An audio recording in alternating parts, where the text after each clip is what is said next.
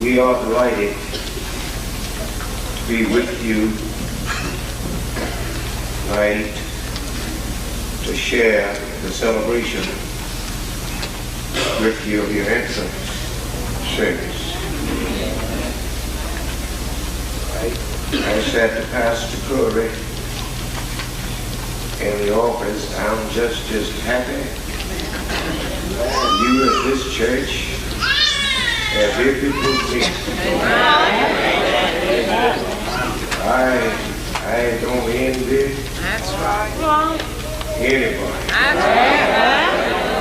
I'm not jealous.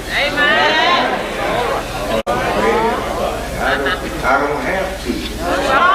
Because we both have the same God. Jesus is our Savior. And all of us are sons and daughters of God. You're right. Amen. And if you don't have a dime in your pocket, you're still rich. You're rich in that you are an heir of God. And you are joining us right.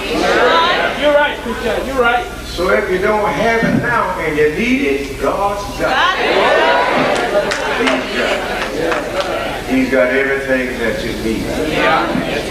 I want to commend this pastor and church for the word, the great word that the Lord has blessed them to do. It wasn't easy. I know that. It wasn't easy. But nothing that is worthwhile is easy. You're not through yet.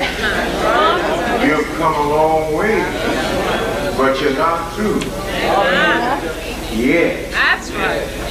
In a few days, you'll find out that something else is needed.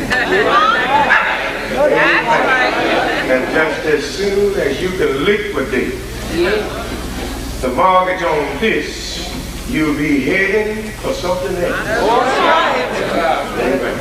So in this life, we are never through.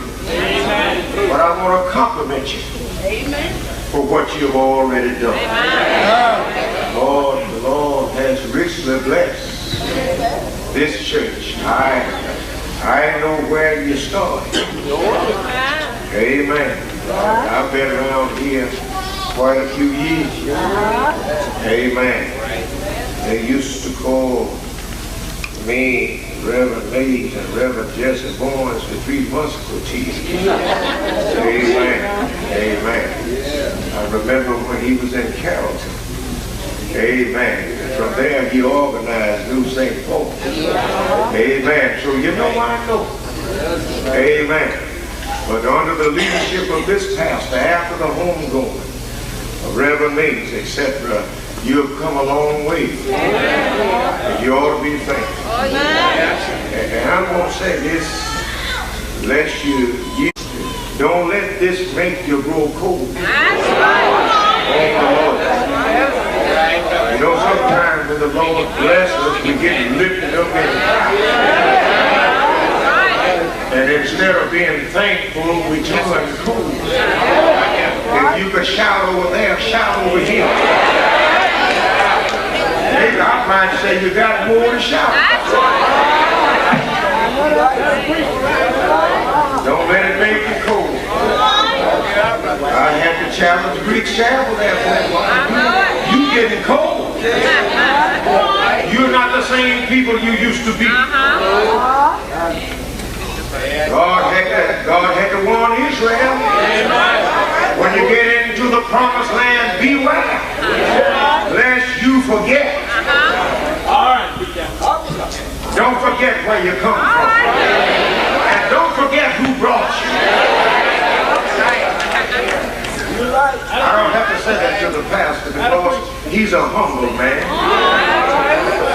And he's a thankful man.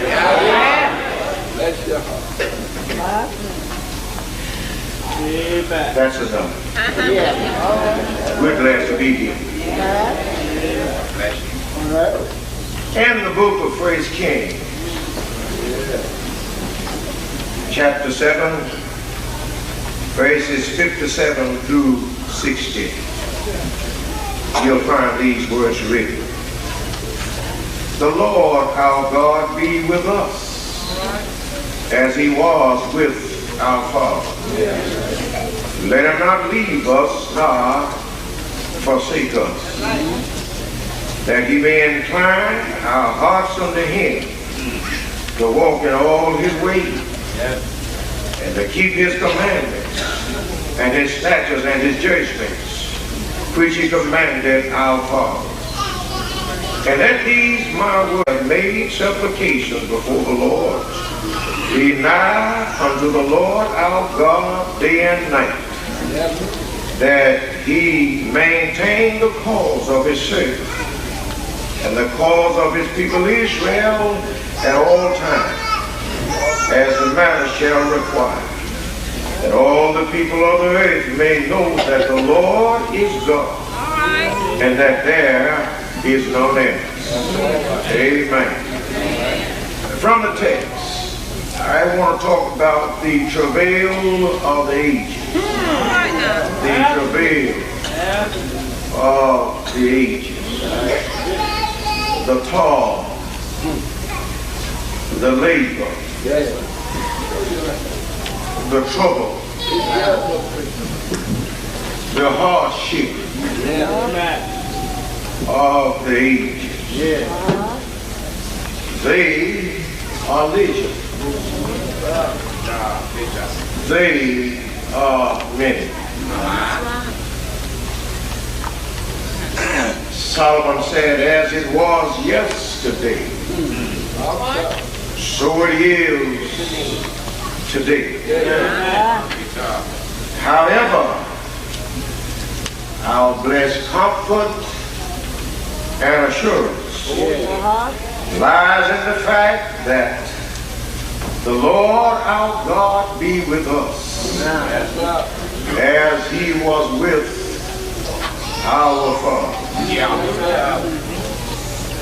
This text plants us on the borderline between two generations. A king was dead, and a king was born. Only a heartthrob divided the two reigns. But within the secrecy of that moment, a new age began to be. Our text, my sisters and brothers, stations us at a point where, with dramatic impressiveness, we witness the onward march of time, sweeping the path and burying in the shadows the workers of yesterday, creating fresh conditions of new men, commissioning advanced endeavor for the day that is to be. But the text also erects for us a higher platform. It lifts our thought to the eternal and plants us by the ageless throne, the throne of God. It speaks to us of our God and our Father's God, the God of the ages. Remind me of a saying of a psalmist who said, Lord, thou hast been our dwelling place in all generations. Before the mountains were brought forth, or ever thou hadst formed the earth and the world, even from everlasting to everlasting thou art God. This text speaks to us of our God, of our Father's God. I remember hearing them saying when I was a youth growing up, take your burdens to the Lord and leave them there. That's what I forefathers told us. They said, if you trust him and never doubt, he will surely bring you out. Just take your burdens to the Lord and leave them there. The very name works magic and lifts us above the fleeting shadows of time and sense. Earth with its grind and effort and its vanishing forms, with its intermittent lights and shifting scenes, fades into mist beneath us. Our souls are loose of what we pass and to the white radiance of eternity. Time knows no cessation. Space surpasses measurement. Progress is a hiding in consciousness without the undulations of effort or the tide marks of accumulation. Motion is rest. Life is an eternal joy in which all memory and all hope centralizes in a present of infinite peace. Boundless and changeless is the vision. And that vision is brightest and the best of all. God is shown to us in contact with man. The writer said he was with our fathers. He is also to be with us. If he brought our fathers, he will take care of us. See, history is an enigma and a despair till we read its pages under the lamps of the light eternal. Under those lights we stand today. The light is dim by many an earth-cast shadow. Round and above us sweeps the purple haze of mystery. Such are the three outlooks of our text. They are instinct with an atmosphere which is favorable to my purpose. You see, I am to speak to the new generation. I am to commend to young men and women the tasks which come from vanished hands. Our hands now fading for lack of strength, to stir in them the sense of kinship to the travail of humanity, to create or to revive that zeal for Christ, which is the service of man, and to arouse ambition to help the weary ages to the issue of their plan. You see, you don't know as to whether or not you'll be here to help liquidate this war. Amen. But you ought to be prepared. This present generation to take your place when you are gone. You will never get through here on this planet Earth. You see, I don't care how much you have. You want some more. I don't care how you arrange things in your house. Not long you'll be ready to change it again. You never really get through. I can see, I have observed a lot of changes in our hairstyle. You ought to help me tonight. You see, there was a time when I didn't wear this style that I'm wearing now. We'll constantly change. We'll never satisfy. We'll never get through. But we can leave something here as a heritage for somebody else to take up where we left off and carry on. What better could I ask them to meet and meditate than amid these outlooks? At this point, my sisters and brothers, 4 words are to be observed. First word is achievement. This word is capable of 2 meanings. In one sense, it suggested something after absolutely completed. Not only work well done, but so done as to overtake all necessity and leave nothing else to be had. With that significance, we gratefully apply the word to the great facts and provisions of religion, and supremely to that central sacrifice by which Christ offered himself once for all to put away sin. The gospel is an achievement in the absolute sense. There is no more sacrifice for sin. It is finished, said Jesus on the cross. And the last age, no more than the first, can add to its efficacy or dispense with its grace. It's finished, I tell you. But now there is another, an equally admissible use of this word. It is spoken to denote stages of accomplishments and single steps of progress. In this sense only can we apply it to the upward toil of the ages. Man has finished nothing. He has cleared primeval forces of difficulty and dug out many a vein of silver thought and poured goodly stones of excellence and made the trenches and laid the foundations for noble structures he had seen in dreams. But now he never finished anything. We are still achieving. It was not his business to complete. There is always something else that can be added. We do well, my sisters and brothers, to recall the memory of the labors and toils of our fathers, but they never completed anything. However, from them have we sprung.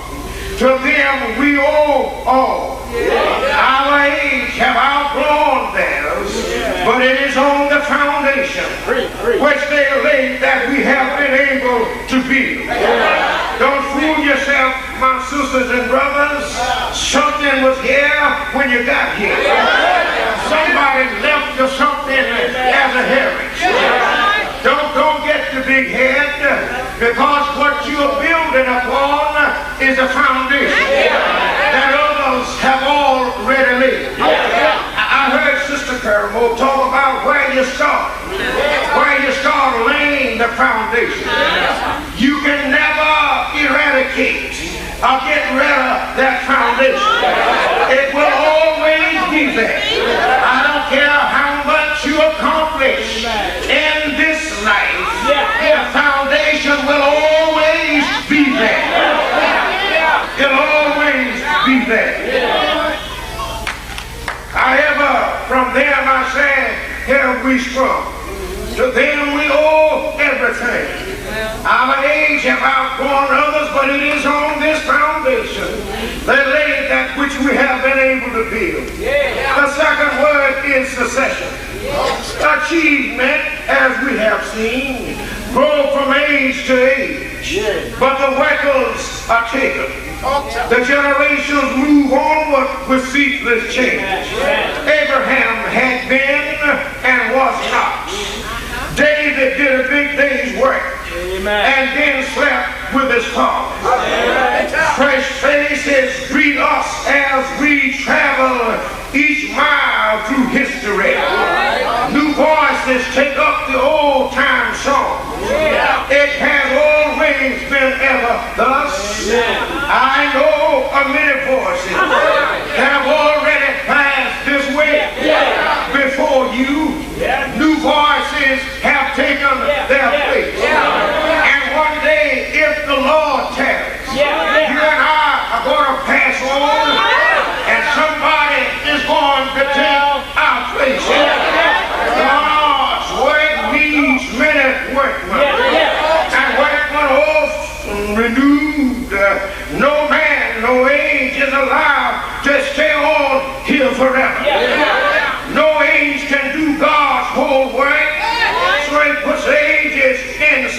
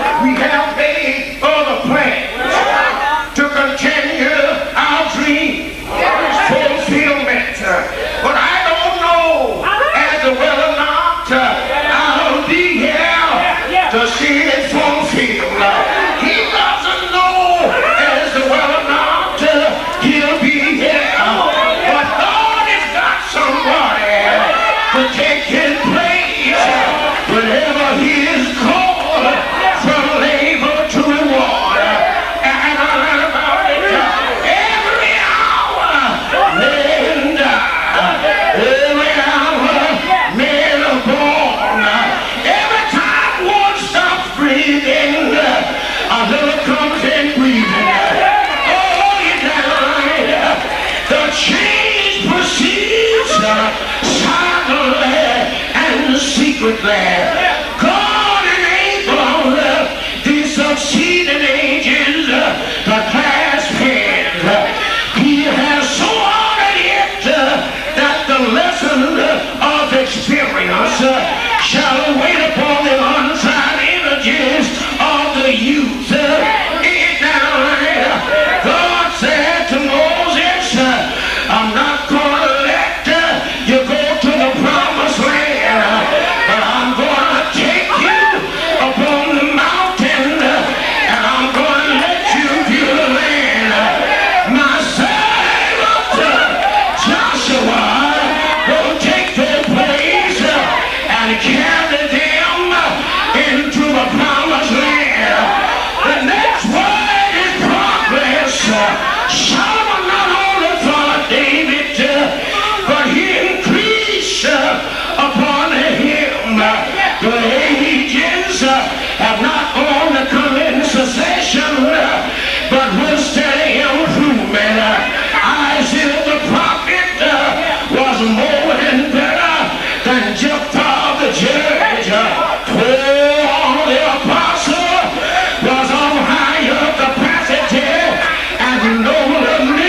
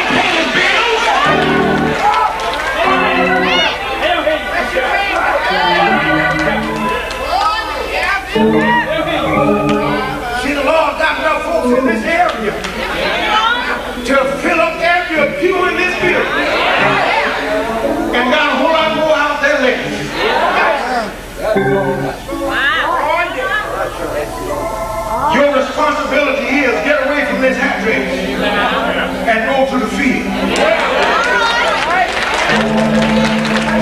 The work is not here at this address. The work is in the field. What you do around here, chores will payroll. That's what Papa told us. When you get in the woods, draw up the water and take it in the house and milk the cow, feed up. He said they are chores. They are chores. That's not work. The work is in the field.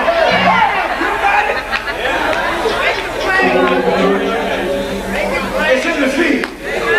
And if you don't go to the field, you won't be able to feed what's at the house. Go to the field. If you go to the field and bring it to the house, you'll have something to feed.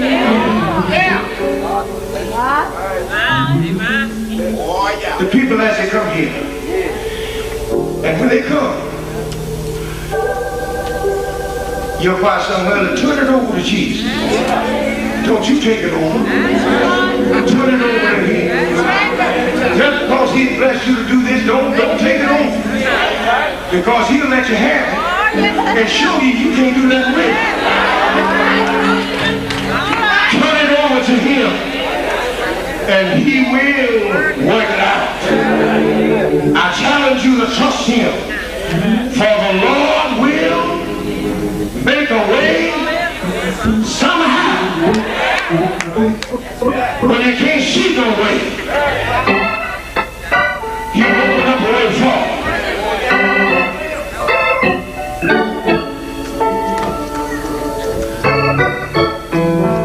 When doors are closed in your face, he'll open up those doors. And when you are forsaken, not walk along by yourself. Have nobody to talk with. He has promised I will never leave you, nor forsake you. He'll be a company keeper for you. If you're here, even if you're unsaved, he's present tonight. You can come to him right now, and he'll save you. His promise, he that cometh to me, I will in no wise cast him out. I don't care what your past is like. You can come to Jesus. No matter where you are in the house. By faith, you can get up. Walk out into an aisle, down that aisle, and say, Lord, I give you my heart.